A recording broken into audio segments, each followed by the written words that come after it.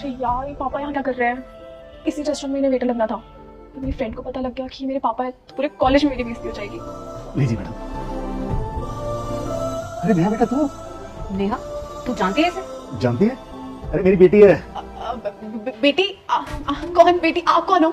ये कैसे कैसे लोग हैं यार, किसी को भी अपनी बेटी बोल देता है।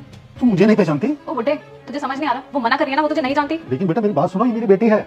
अबे ओ, कंप्लेन कर दूंगी तेरी, समझ में आई बात? चुपचाप ऑर्डर ले और निकल यहाँ से। तू पिज्जा एंड तू चॉकलेट शेक। और हाँ, ऑर्डर जल्दी लेकर आना। जी मैडम।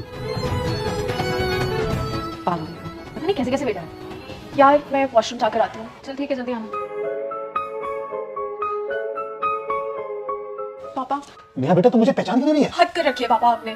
आपको यही रेस्टोरेंट मिला था अपनी छोटी सी बेटे की नौकरी करने के लिए? लेकिन बेटा क्या बेटा बेटा, क्यों मेरी फ्रेंड के सामने मुझे जलील करने में लगे हुए हो? उसके पापा इतने बड़े बिजनेसमैन हैं, अगर उसे पता चलेगा मेरे पापा मामूली से वेटर है तो मेरी क्या इज्जत रह जाएगी? लेकिन बेटा मेरी बात तो सुन। कुछ नहीं सुनना मुझे।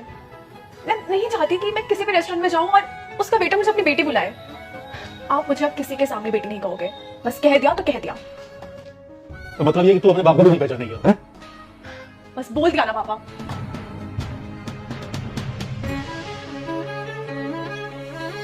खाना तो अच्छा था यार। हाँ यार, मजा आ गया खाते। चल चल।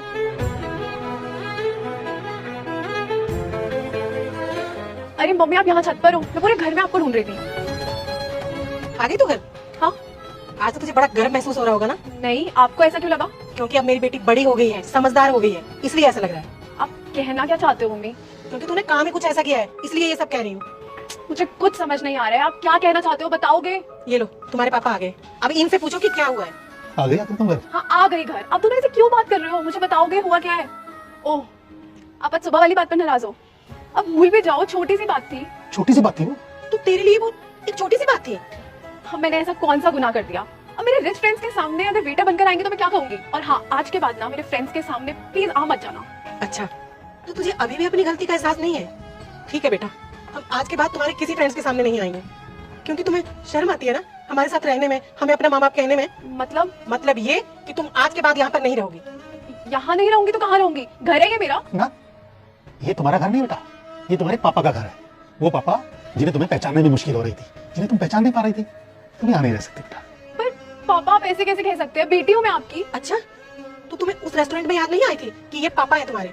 मम्मी अब फ्रेंड्स के सामने ये थोड़ी कहूंगी कि बेटा मेरे पापा है।